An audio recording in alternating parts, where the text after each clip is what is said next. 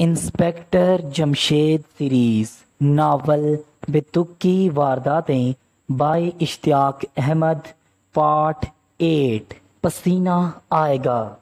فرزانہ کی آواز سن کر وہ چونک کر مڑے۔ انہوں نے دیکھا فرزانہ کی نظریں ایک ٹائی پن پر جمی تھیں اور اس کی حیرت بجا تھی کہ بیگم شرازی کے گھر میں ٹائی پن کا بھلا کیا کام؟ یہ یہاں ایک عدد ٹائی پن پڑی ہے۔ انہوں نے بیگم شرازی کی طرف دیکھا، انہوں نے بھی پن کی طرف دیکھا، پھر بولی یہ ضرور ان لوگوں میں سے ہی کسی کی ہے جو مجھے باندھ کر اوپر گئے تھے۔ بالکل ٹھیک ہے۔ یہ کہتے ہوئے انسپیکٹر جمشید نے پن اٹھا لی اور لگے اسے الٹ پلٹ کر دیکھنے۔ اچانک ان کی آنکھوں میں حیرت دوڑ گئی۔ کیا اس میں کوئی خاص بات ہے؟ کم سے کم یہ کوئی عام ٹائی پن نہیں ہے۔ اس کے اوپر لگا ہوا نگ عام نگ نہیں ہے بلکہ یہ ہیرا ہے۔ اور کیا یہ بات عجیب نہیں کہ اس قسم کے کسی آدمی کی ٹائی پن میں ہیرا لگا ہوا ہو؟ یہ بات عجیب ضرور ہے، لیکن ابا جان ناممکن نہیں۔ بعض لوگوں کے شوق عجیب و غریب ہوتے ہیں، پھر ان کے کام ایسے ہیں۔ جن لوگوں کے لیے یہ کام کر رہے ہیں وہ انہیں بھی لمبی چوڑی تنخواہ دیتے ہیں، اس لیے تو وہ بڑھ چڑھ کر باتیں بنا رہے تھے اور ہمارا مذاق اڑا رہے تھے۔ لگتا ہے ان کے ہاتھ بہت لمبے ہیں۔ ویسے آج کل ٹائی پہننے اور ٹائی پن لگانے کا رواج بہت کم ہو چکا ہے۔ لوگ زیادہ تر جینز اور ٹی شرٹ میں ہی نظر آتے ہیں۔ اس میں تو کوئی شک نہیں۔ خیر ہم اس ٹائی پن کو محفوظ کر لیتے ہیں۔ یہ کہہ کر انہوں نے اسے ایک کاغذ میں لپٹا اور جیب میں رکھ لیا۔ میرے خیال میں اسے پروفیسر انکل سے چیک نہ کرا لیں؟ محمود کے منہ سے نکلا۔ بہت خوب محمود۔ وہ اسی وقت پروفیسر داؤد کے ہاں پہنچے۔ وہ انہیں دیکھ کر چونک اٹھے اور بولے خیر تو ہے؟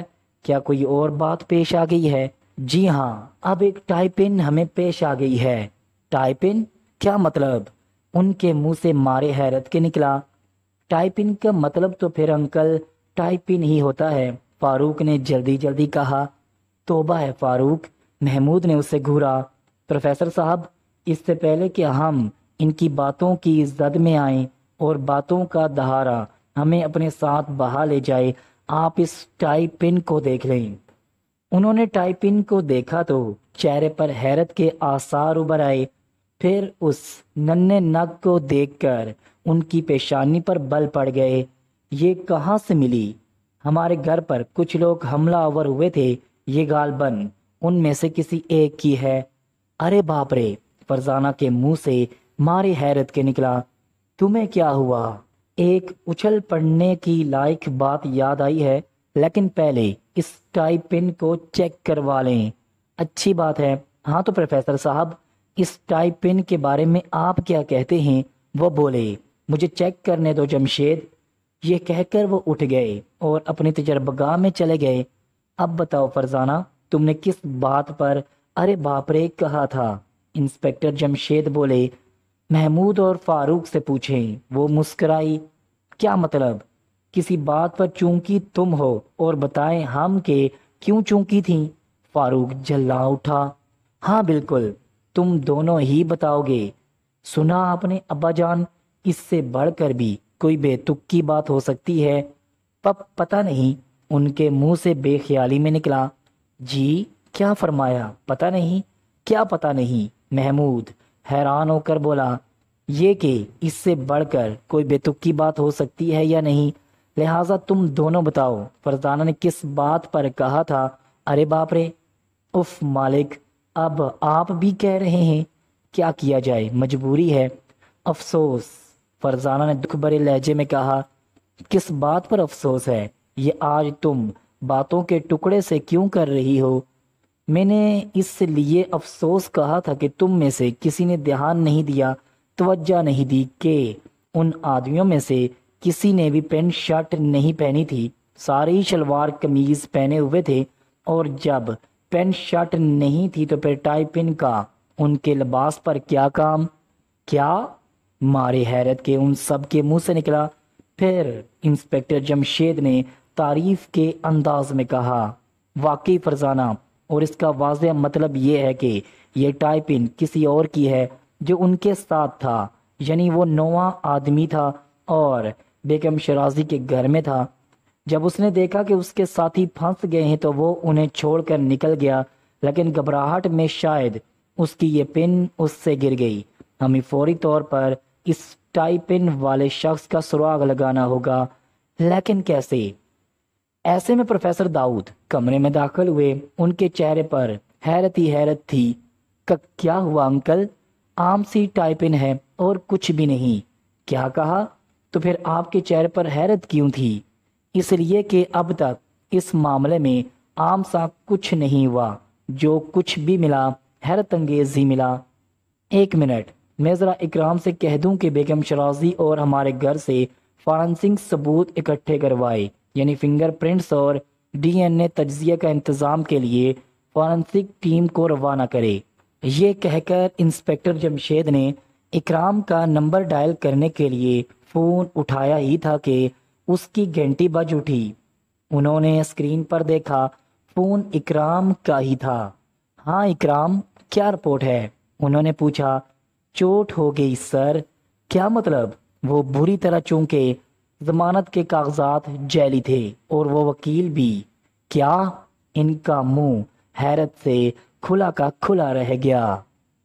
سب نے چونک کر ان کی طرف دیکھا۔ انسپکٹر جمشید اس وقت تک اپنی حیرت پر قابو پا چکے تھے اور مسکرا رہے تھے۔ جی ہاں سر، نہ کسی نے ان کی ضمانت لی اور نہ ہی کسی مجسٹریٹ نے اسے منظور کیا۔ بہت بری چوٹ ہوئی ہے سر، میرا تو خون کھول رہا ہے۔ بری بات ہے اکرام، ٹھنڈے دماغ سے کام لو۔ غصہ انسان کو نکارا بنا دیتا ہے۔ ہم لوگوں کے مزاج کو تو برف ہونا چاہیے۔ آج تک جو بھی سیکھا ہے سر، آپ سے ہی سیکھا ہے۔ اس بات کو بھی پلے سے باندھ لوں گا۔ ہوں، شاباش۔ اور ان کا کیا ہوا؟ کن کا سر؟ میں کچھ سمجھا نہیں۔ ارے بھائی، وہ 8 اب وہ بندرگاہ کے نزدیک ایک بدنام ہوٹل میں موجود ہیں اور میں اور میرے آدمی اس ہوٹل کے آس پاس موجود رہ کر نگرانی کر رہے ہیں۔ بہت خوب اکرام، یہ ہوئی نا بات۔ اسی وقت اکرام کی آواز سنائی دی۔ وہ لوگ ہوٹل سے نکل آئے ہیں، باہر نکل کر مین روڈ پر آ گئے ہیں۔ تعقب جاری رکھو اکرام، ان کے آگے بھی اپنے آدمی لگا دو تاکہ وہ غائب نہ ہو سکے۔ یہ کام میں پہلے ہی کر چکا ہوں سر۔ خوب۔ اور پھر 15 منٹ بعد اکرام کی طرف سے انہیں پیغام ملا، وہ نواب ہاؤس میں پہنچ گئے ہیں۔ نواب ہاؤس؟ تمہارا مطلب ہے نواب فخری ہاؤس؟ نواب فخری بہت بااثر آدمی ہے سر، اب ہم سب کو پسینہ آئے گا، اکرام نے ہنس کر کہا۔ کیا کہا اکرام؟ پسینہ آئے گا؟ وہ تو ہمیں ویسے بھی آتا ہے، کیونکہ اللہ کی مہربانی سے ہم لوگ صحت مند ہیں اور صحت مند انسانوں کو پسینہ آیا ہی کرتا ہے۔ میرا مطلب دوسرے پسینے سے تھا سر، مثلا سرد پسینہ، دانتوں پسینہ اور پسینہ پسینہ ہوتا ہے۔ پسینے تو نہ جانے کتنی قسم کے ہوتے ہیں سر۔ اکرام ہنسا۔ کیا تم میں محمود فاروق فرزانہ کی روحیں داخل ہو گئی ہیں؟ مجھے بھی کچھ ایسا ہی محسوس ہو رہا ہے سر۔ اچھا، تو تم کیا بتا رہے تھے؟ نواب ہاؤس، نواب فخری؟ جی ہاں، ان سب نے نواب ہاؤس کے ہاں پناہ لی ہے اور اب ان تک پہنچنا آسان کام نہیں۔ میں جانتا ہوں، اس کی سیاسی پارٹی ہر حکومت میں شامل ہو جاتی ہے۔ یہ سابق صدر کے بھی بے حد قریبی ساتھیوں میں سے ایک تھے اور اب اس حکومت میں بھی کچھ عرصہ قبل شامل ہوئے ہیں۔ ان کے کاروبار کئی شہروں میں پھیلے ہوئے ہیں۔ موجودہ حکومت میں بھی ان کا آج کل کافی اثر و رسوخ ہے۔ نواب فخری کل ہی غیر ملکی دورے سے واپس آئے ہیں اور دوسری اطلاع یہ ہے کہ وہ آج نواب ہاؤس میں ہی موجود ہیں اور آرام کر رہے ہیں۔ بہت سوچ سمجھ کر قدم اٹھانا ہوگا۔ نواب ہاؤس سے کسی کو ڈھونڈنا اور پکڑنا کوئی معمولی بات نہیں۔ اس کا درمیانی حصہ یعنی اصل رہائشی عمارت 200 سال قبل رنجیت سنگھ کے ایک فوجی جنرل نے بنوائی تھی۔ اس کے لاتعداد خفیہ تہہ خانوں میں وہ لوگ اپنے دشمنوں کو قید رکھا کرتے تھے اور اس طرح کا میکینکی نظام تھا کہ اگر کوئی بغیر اجازت ان حصوں میں داخل ہونے کی کوشش بھی کرتا تھا تو پورا تہہ خانہ ملبے کا ڈھیر بن جایا کرتا تھا۔ پھر نہ قیدی بچتا تھا اور نہ ہی اس کو چھڑانے والے۔ اوہ، تو کیا آپ کے خیال میں ان 8 کو وہاں سے برآمد کروانا تقریباً ناممکن ہے؟ ناممکن تو نہیں، البتہ اس میں وقت بہت صرف ہوگا جس کی ہمارے پاس کمی ہے۔ اگر ہم اسی چکر میں الجھے رہے تو اصل معاملے کی جڑ تک نہیں پہنچ پائیں گے۔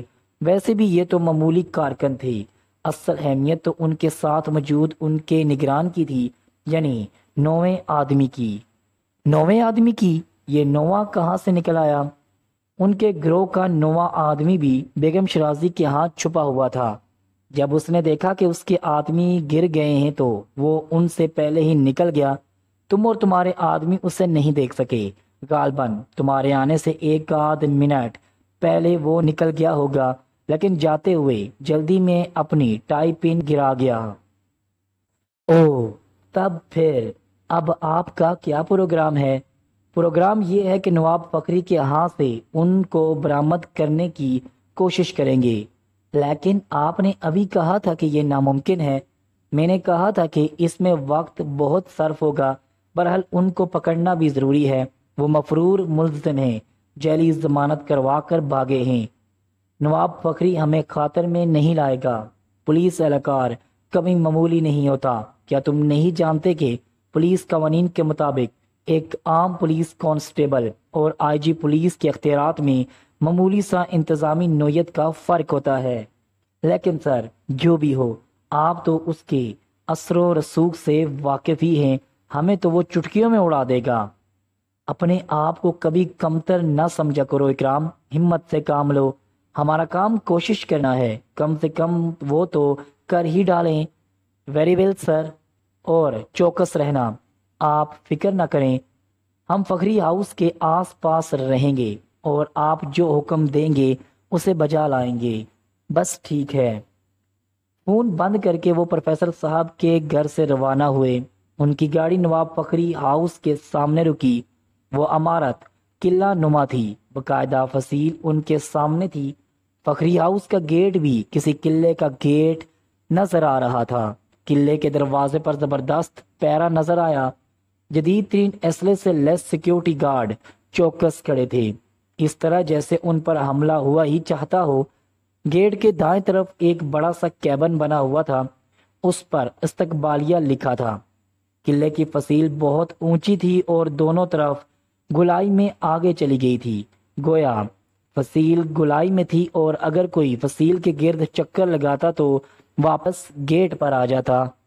اف مالک، یہ تو پورا قلعہ ہے، آخر یہ نواب فخری کیا چیز ہے؟ فاروق نے حیرت کے عالم میں کہا۔ ہم مشکل میں پھنسنے والے ہیں، فرزانہ بڑبڑائی۔ اللہ مالک ہے، انسپکٹر جمشید نے کہا اور گاڑی سے اتر آئے۔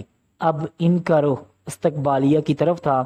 وہاں پہلے ہی ایک لمبی لائن لگی تھی، گویا ملاقاتیوں کا بہت رش تھا۔ اس بات نے انہیں اور فکر مند کر دیا۔ وہ لائن کی پرواہ کیے بغیر استقبالیہ کمرے میں داخل ہوئے، جبکہ لائن کمرے سے باہر لگی ہوئی تھی۔ اے جناب، باہر باہر لائن میں لگیں، کمرے کے دروازے پر موجود ایک مسلح آدمی نے جلائے ہوئے لہجے میں کہا۔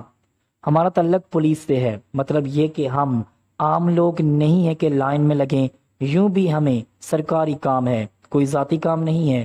کیا کہا؟ پولیس؟ نفرت زدہ انداز میں کہا گیا۔ ہاں پولیس، یہاں پولیس کو کون پوچھتا ہے؟ یہاں تو ملک کے صدر بھی آنے سے پہلے اجازت لیتے ہیں، لہٰذا آپ جا کر لائن میں لگیں۔ سوری، ہم سرکاری اہلکار ہیں، لائن میں نہیں لگیں گے۔ یہ کہہ کر وہ لگے اندر داخل ہونے، لیکن مسلح آدمی اڑ گیا۔ اس نے پستول ان کی طرف تان دیا اور غرا کر بولا، خبردار، اچھی طرح خبردار ہیں۔ جواب میں انسپکٹر جمشید نے بھی پستول نکال لیا۔ اوہ، یہ آپ نے کیا کیا؟ اب مشکل ہو جائے گی، تم اپنی مشکل کی سوچو۔ انسپکٹر جمشید مسکرائے۔ اچھی بات ہے، اب اندر تو آپ کو لانا ہی پڑے گا۔ یہ کہتے ہوئے وہ دروازے سے ہٹ گیا۔ چاروں اندر داخل ہو گئے۔ گن مین نے اپنے پستول کا رخ بدستور ان کی طرف رکھا تھا۔ ادھر انہوں نے پستول جیب میں ڈال لیا تھا، کیونکہ ان کا مقصد تو اندر آنا تھا۔ اندر آ تو گئے ہیں، اب واپس نہیں جا سکیں گے۔ پہلے نواب فخری سے کہو، انسپکٹر جمشید ان سے ملنا چاہتے ہیں۔ انسپکٹر جمشید سرد لہجے میں بولے، وہ تو اب کہنا ہوگا، کیونکہ تمہاری موت کے پروانے پر ان کی اجازت کی مہر جو لگانی ہے۔ معلوم ہوا نواب فخری لوگوں کی موت کا حکم دیتے رہتے ہیں، ابھی تو تمہیں بہت کچھ معلوم ہوگا۔ نمبر ملاؤ نواب صاحب کا۔ پہلا جملہ گن مین نے غرا کر انسپکٹر جمشید سے کہا اور دوسرا جملہ اپنے ایک ساتھی سے۔ اس گفتگو کے دوران انہیں چاروں طرف سے مسلح افراد نے گھیرے میں لے لیا تھا۔ انہوں نے سیاہ رنگ کے گھیر دار شلوار قمیض پہن رکھے تھے اور چہروں پر وحشت کا راج تھا۔ ان میں ایک نے موبائل پر نمبر ملایا اور سلسلہ ملتے ہی بولا، نواب صاحب۔ ابھی وہ اتنا ہی کہہ پایا تھا کہ آواز آئی، میں نے سن لیا ہے، اس شخص کو گیٹ سے باہر کا راستہ دکھا دو اور بس، اس سے زیادہ کچھ نہ کرنا، کیونکہ یہ عوامی آدمی ہے، شہر اٹھ کھڑا ہوگا۔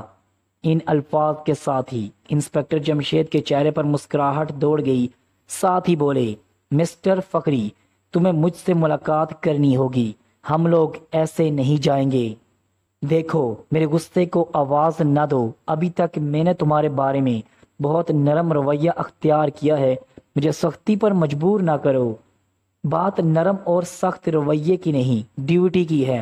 8 مجرموں نے فرار ہو کر یہاں پناہ لی ہے، لہذا آپ ان 8 کو ہمارے حوالے کر دیں، ہم یہاں سے چلے جائیں گے۔ میرے قلعے میں کسی مجرم نے پناہ نہیں لی ہے، بہتر ہوگا کہ ان 8 کو ہمارے حوالے کر دیں۔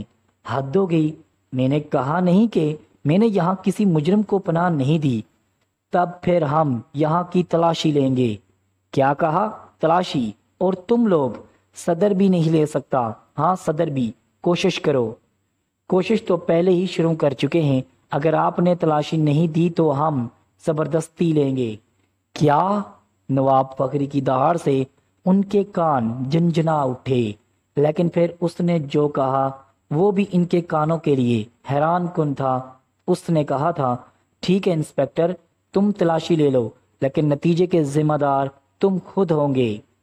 ایک لمحے کے لیے انسپکٹر جمشید کے چہرے پر الجھن کے سائے نمودار ہوئے، پھر ان کے منہ سے نکلا، دیکھا جائے گا۔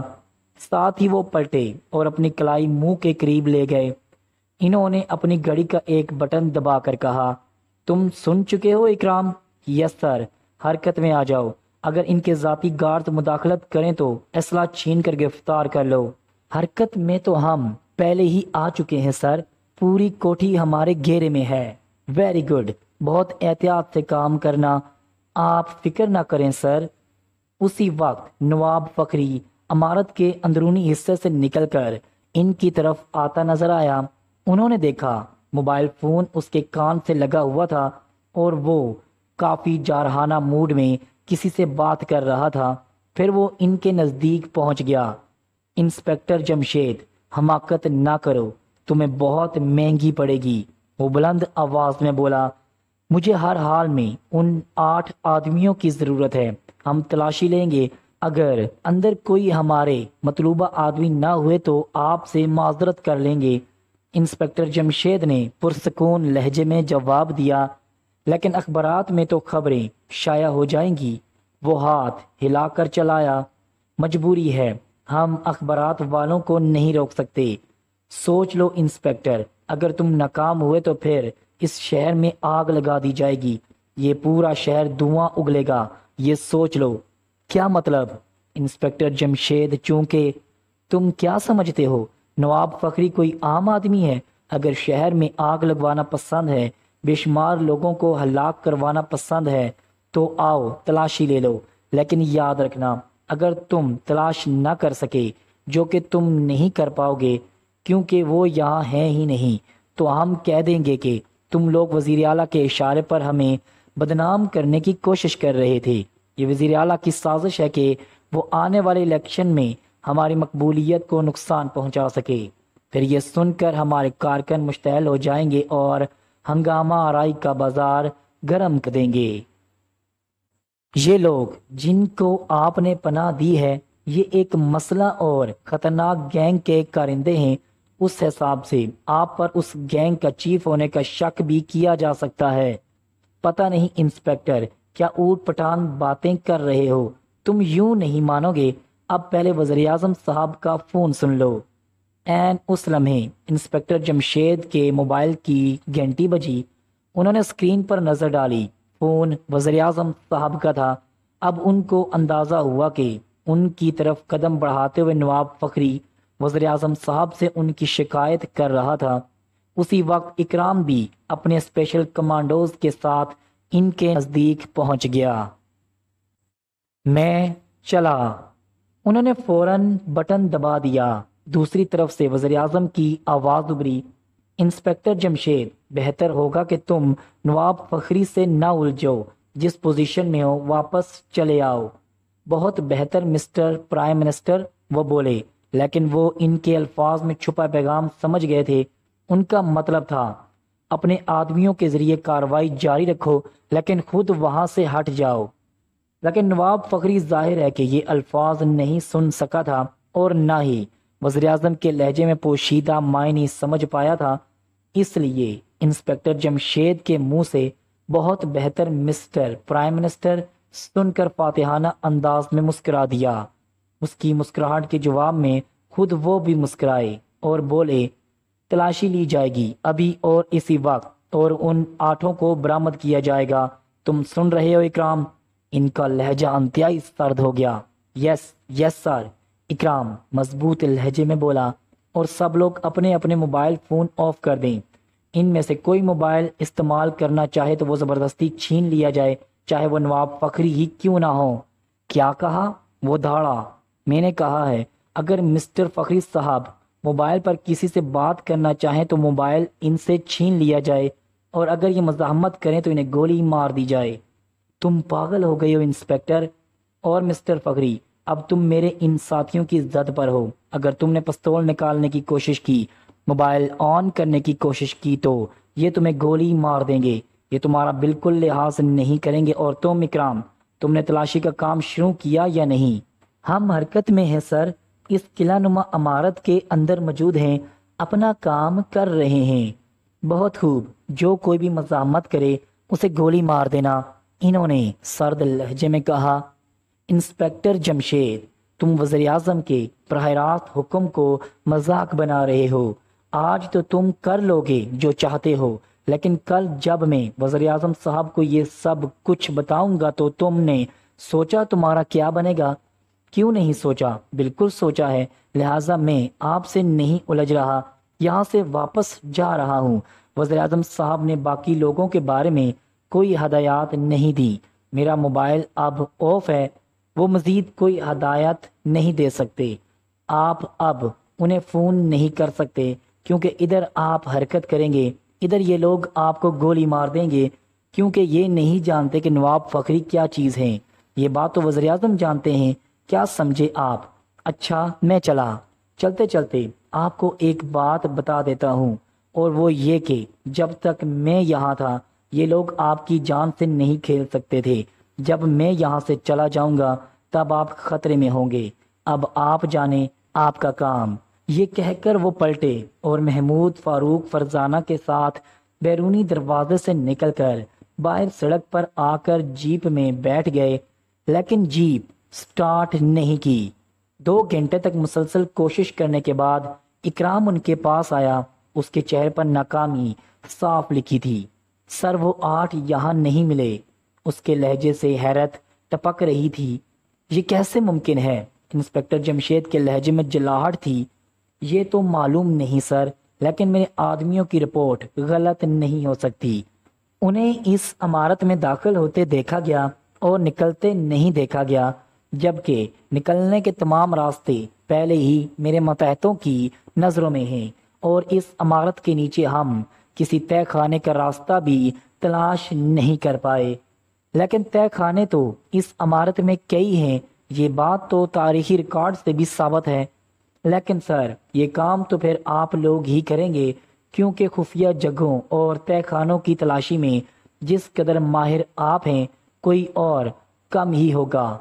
تم صرف بیرونی راستوں پر نظر رکھو، کیونکہ اس بات کا زبردست امکان ہے کہ ہم اندر خفیہ راستے یا خفیہ تہہ خانے کی تلاش شروع کریں اور نواب فخری انہیں کسی اور راستے سے نکال دے۔ ہوں، ٹھیک ہے، آپ مطمئن رہیں، ہم ہر دروازے پر نظر جمائے رہیں گے، اور یہی نہیں کہ تم ان 8 میں سے کسی کو باہر نکلتے دیکھو تو بس اسی کو روکو، نہیں، کوئی بھی باہر نکلے اسے روک لو۔ اس پر تو نواب فخری اعتراض کریں گے، کرتے رہیں، ہمیں اپنا کام کرنا ہے، ان کی متحدی نہیں کرنی، کیا سمجھے؟ بالکل سمجھ گیا سر۔ اب انسپکٹر جمشید نے محمود فاروق فرزانہ کو اندر جانے کا اشارہ کیا۔ آپ نہیں آئیں گے؟ محمود نے پوچھا۔ نہیں، وزیر اعظم کا حکم۔ تینوں اندر داخل ہوئے۔ اب ہمیں اس عمارت کی تلاشی لینی ہے۔ تم لوگ تو بچے ہو، نواب فخری نے منہ بنایا۔ انہیں کوئی کامیابی نہیں ہوئی، جن لوگوں کی تلاش میں ہم ہیں انہیں یہ لوگ تلاش نہیں کر سکے، لہٰذا اب ہم کوشش کریں گے۔ بس اسی کی کسر رہ گئی تھی، جب تمہارے تجربہ کار پولیس والے ناکام ہو گئے تو تم کس کھیت کی مولی ہو؟ خیر جاؤ، کر لو کوشش۔ وہ تزیہ ہنسی ہنسا۔ شکریہ۔ وہ ان کے ساتھ اندر چلے آئے۔ ایک طویل و عریض عمارت میں کوئی خفیہ جگہ تلاش کرنا آسان کام نہیں تھا۔ بہرحال انہوں نے اپنا کام شروع کیا اور تینوں الگ الگ سمتوں میں مصروف ہو گئے۔ پہلے تو انہوں نے تمام کمروں کو دیکھا، جن کمروں میں نواب فخری کی رہائش تھی ان کو خاص طور پر دیکھا۔ اس دوران نواب فخری اپنے بیوی بچوں کے ساتھ لان میں چلے گئے تھے اور برے برے منہ بناتے ہوئے گئے تھے۔ یہ سب ان کے لیے بہت ناگوار تھا۔ اس طرح انہیں 2 گھنٹے اور گزر گئے لیکن کوئی کامیابی نہ ہو سکی۔ آخر وہ بیرونی دروازے کے پاس جمع ہوئے۔ نواب فخری کے چہرے پر تزیہ مسکراہٹ تھی۔ اب دیکھنا اس شہر میں ہوتا کیا ہے، اس کا اندازہ بھی تم نہیں کر سکتے۔ ہم نے اپنی ڈیوٹی انجام دی ہے، اب میں اپنی ڈیوٹی انجام دوں گا۔ وہ ہنسے۔ آپ جو کرنا چاہیں کر سکتے ہیں، ٹھیک ہے، آپ جا سکتے ہیں۔ وہ باہر نکل آئے۔ اب وہ جیپ میں بیٹھے گھر کی طرف جا رہے تھے۔ اس ناکامی نے انہیں بہت بری طرح تھکا دیا تھا۔ اب کیا ہوگا ابا جان؟ فرزانہ کے لہجے میں پریشانی تھی۔ کچھ نہیں ہوگا، اور اخبارات والے مجبور ہیں۔ نواب فخری جیسے لوگ جب پریس کانفرنس بلائیں گے تو انہیں جانا پڑتا ہے، اور جو باتیں وہ کریں گے اخبارات والے ان کو شائع کرنے پر مجبور ہوں گے۔ رہا سوال کہ کہیں شہر میں ہنگامہ آرائی نہ کروا دے، تو ایسا ہرگز نہیں ہوگا، کیونکہ جتنی ضرورت وزیر اعظم صاحب کو ان کی ہے اس سے کہیں زیادہ ضرورت ان کو حکومت میں شامل رہنے کی ہے۔ ویسے بھی ہمارے صدر صاحب منٹوں میں روٹھے ہوئے اتحادیوں کو منا لیتے ہیں، اس لیے فکر مند ہونے کی ضرورت نہیں۔ آپ کہتے ہیں تو ہم نہیں ہوتے فکر مند، لیکن مارے فکر کے میں دبلا ہوا جا رہا ہوں۔ فاروق نے مسکرا کر کہا۔ تم پہلے موٹے کب تھے؟ فرزانہ نے اسے گور کر کہا۔ میں نے محاورتاً بات کی ہے، فاروق بولا۔ ارے، فرزانہ کہتے کہتے اچانک رک گئی۔